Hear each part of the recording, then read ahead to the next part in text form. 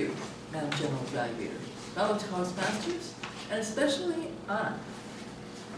This speech, I heard this speech last week at my home club. Anna is a member of Return Peace Corps Volunteers, Minnesota Return Peace Corps Volunteers.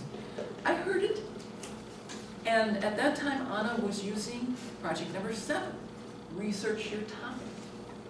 She used a lot of research in this speech, but this speech tends to lend itself to more than one mode of evaluation. Tonight I'm evaluating it from the point of visual aids. When Anna gave this speech at our club, she had the benefit of a PowerPoint presentation. And I wrote Jeremy and I said, can we get that LCD projector? He says, yes, we can get that LCD projector. But I had not been certain when I talked to Anna, so I said, I'm not sure if we're going to be able to get the LCD projector. But I did not relay that back to Anna, and she changed her mode of presentation to adapt, thinking that we would not have the projector, which in fact we do have. So we saw a different use of visual aids tonight, which was still effective. We could not have imagined the weaver bird's nests you talked about without those photos, especially since the sociable weaver birds live in the Kalahari Desert and Namibia. The photos were necessary. What did I particularly like about this speech? I actually liked your body language the best. I liked the part where you talked about turning over a leaf, and then the bird coming back and noticing something was wrong. We noticed something was wrong. And then a little, like in maybe the next sentence, your hands were flapping to illustrate flying.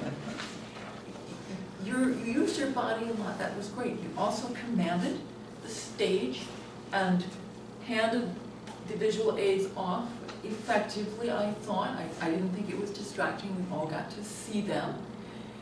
It's the old-fashioned way of looking at visual aids. We were talking on the way down. Anna, English, as you probably know, English is not Anna's first language. It's probably about her 4th or her 5th language. So we were talking about how when she first arrived in this country, the difficulty that she had communicating over the phone with certain words. And I guess the one thing that I would hone in on here is the same sort of thing, which I work on with my English as a second language mentees. I go through the speech with them and I say, let's put the accent here, put the accent here. So that's what I'm going to say here. Temperature.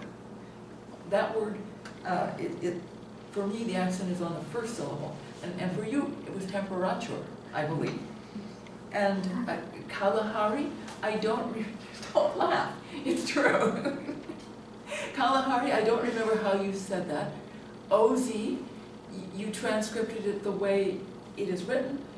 And I would have said ounce, because that's what it is supposed to signify. It is shorthand for ounce. So that is my quibble, that if you were to go over pronunciation with someone else as you run through your speech, you would clearly start putting those accents in a different spot. And that's my advice. Anna's speeches, the thing that we always watch in Anna's speeches, is how she circles back to her artist husband, Nigel, and his inspirations from nature. And this is one of the cleverest I've seen yet. Madam General.